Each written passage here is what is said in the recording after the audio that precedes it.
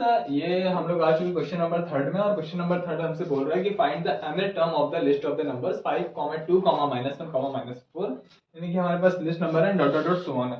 तो यहाँ पर क्या हमारे पास हमें दिख रहा है कि हमारा फर्स्ट टर्म क्या, हमें दिख रहा है कि हमारा सेकंड टर्म क्या, हमारा थर्ड टर्म क्या, हमारा फोर्थ टर्म क्या। ठीक है, तो सारे के सारे टर्म हमको जो भी लिस्ट में दिख रहे हैं वो हमें दिख रहे हैं। ठीक है, अभी हमको क्या करना है, हमको अगर एक जनरल टर्म की बात की जाए, जो nth टर्म होता है हमारा जनरल टर्म होता है।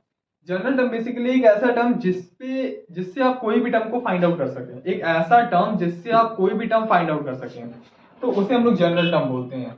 ठीक है, तो उसका हमें जनरल टर्म या फिर हमें nth टर्म फाइंड करना है, nth टर्म। ठीक है, nth टर्म का मतलब बेसिकली हम लोगों ने इन टर्म्स को जनरलाइज कर दिया।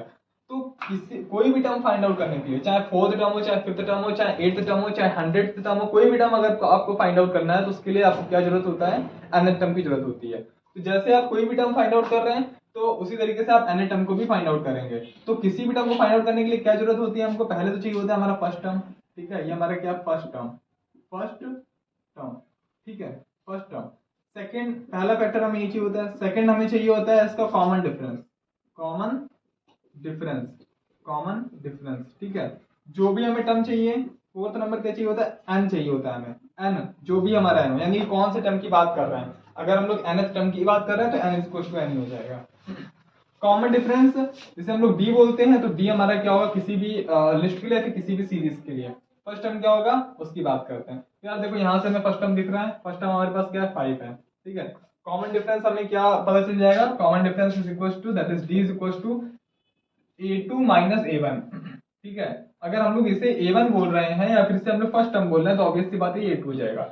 या फिर आगे वाले टर्म से पीछे वाले टर्म को माइनस कर दो, किन्हीं भी दो कॉन्जिक्यूटिव टर्म में, किन्हीं भी दो कॉन्जिक्यूटिव टर्म में आगे वाले टर्म से पीछे वाले टर्म माइनस कर दो। ये हमारा आगे वाले टर्म है यानी कि -1 है, और इससे अगर हम लोग पीछे वाले टर्म माइनस कर दें यानी कि माइनस कर दें 2।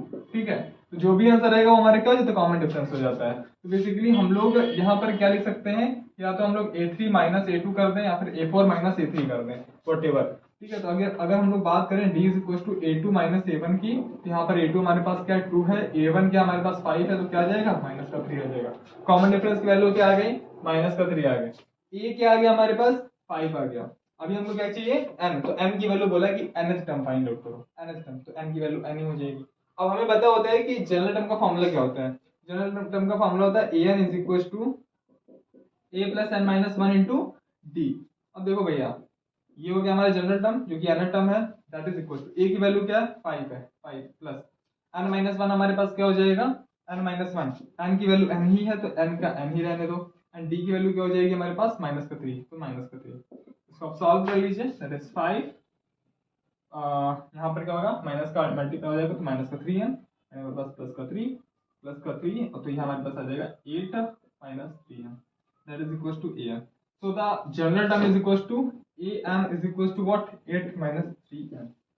so this is your general term। okay, so this is your first question solution।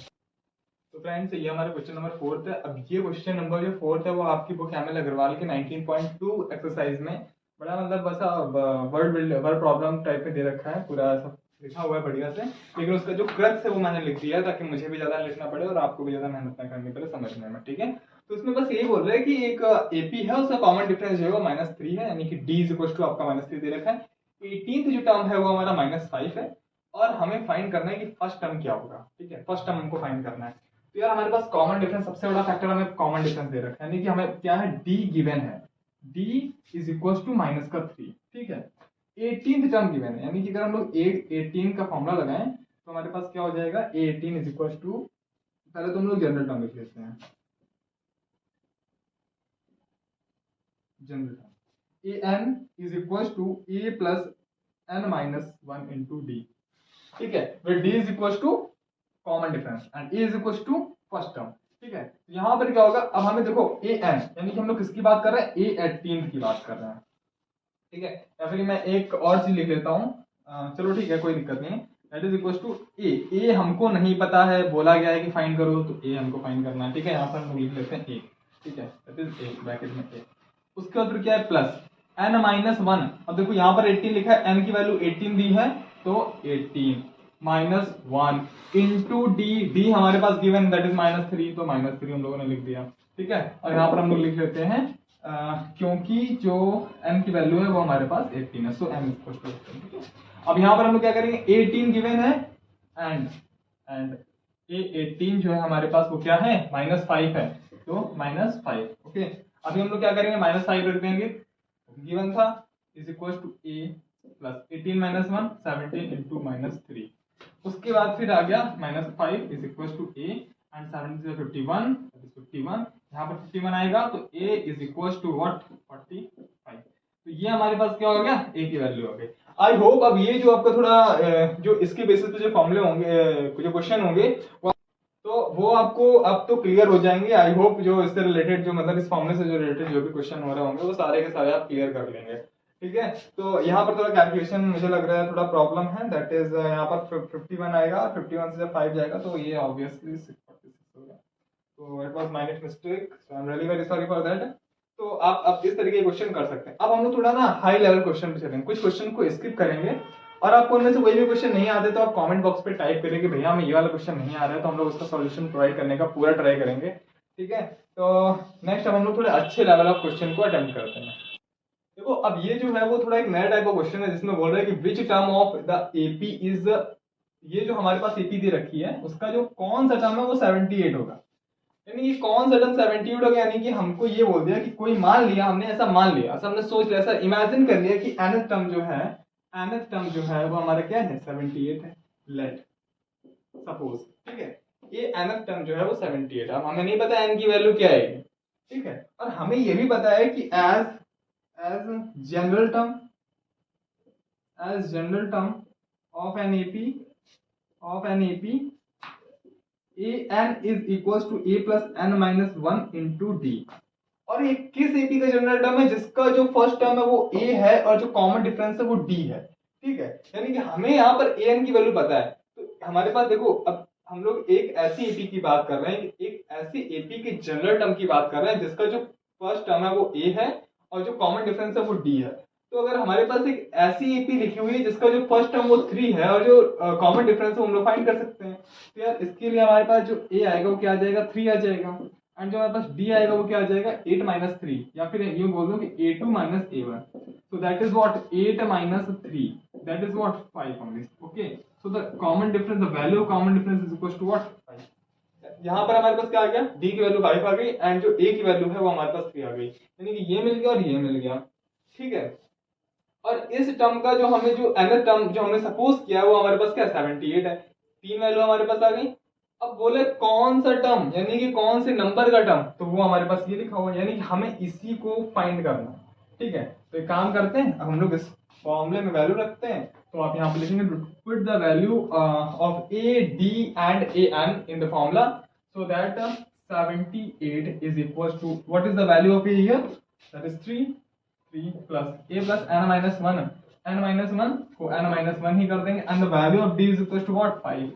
so that now what we can do, we can just transfer this 3, so we will find n minus 1 and into 5, that is equals to 75, so n minus 1 that is equals to 75 upon 5, and 5 1 the 5 and 5 is 25, so that it will be 15, and n minus 1 is equals to 15, so n is equals to what, 15 plus 1 that is equals to 16, so n is equals to what, 16। so जो 16th term है इस AP का 16th term जो होगा वो आपका 78 होगा, इससे आपका आंसर यहाँ पर मिलेगा। तो इसका जो दूसरा as it is copied question है वो आप खुद करेंगे। अभी हम लोग चलते हैं दूसरे टाइप ऑफ क्वेश्चन।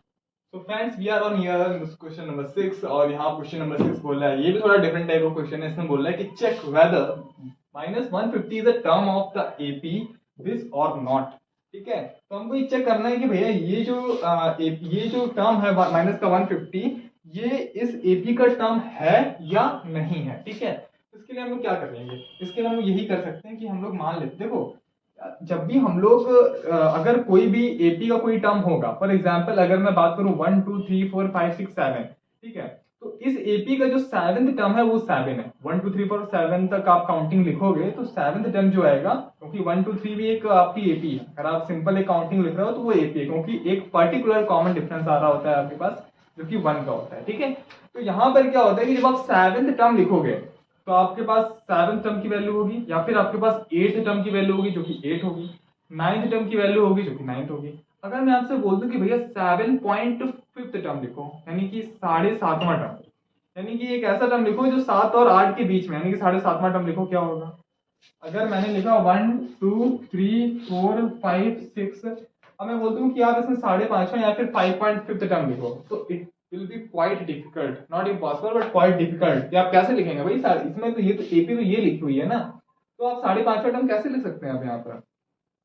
मेरा कहने का मतलब ये है कि जो एपी होगी, एपी का जो कोई भी टर्म होगा वो एक होल नंबर होगा, यानी कि n will be belongs to a natural number, या हाँ नेचुरल नंबर से आपको बिलोंग कर रहा होगा, ठीक है। तो यहाँ पर क्या होगा कि अगर आप जब भी फाइंड करेंगे, अगर आपका जो n है वो आपका अगर एक नेचुरल नंबर आ रहा है, then we can say that any term, any general term is the term of AP, of given AP, okay, otherwise it's not। तो यहाँ पर अब अगर आपको इतना कुछ समझ में नहीं आया तो सारा कुछ सारा निकाल दिए दिमाग से, अभी आप यहाँ पर थोड़ा फोकस करिए। तो मान लेते हैं late suppose minus 150 minus 150 minus 150 is the nth term of the given AP। ये कभी कभी ना मैं थोड़ा अच्छा लिखता हूँ, तो इसका मतलब यही होता है कि आपको एग्जाम में भी ऐसा अच्छा ही लिखना है, ठीक है। तो यहाँ पर हम लोगों ने क्या लिखा कि let suppose minus 150 is the nth term of the given AP, so that we can write, अब ये सो दैट आप लिख लेना, and an is equal to minus का 150, ठीक है। यानी कि हमारे पास ओवरऑल क्या आ गया, मेरा 5 थोड़ा अच्छा नहीं बनता, so I am really very sorry for that. तो यहाँ पर एक हमने जनरल टर्म सपोज कर लिया। अब ये हम लोग को क्या करना है, हम लोग को पता है कि जो फॉर्मूला होता है that is an is equal to general term का that is a plus n minus 1 into d।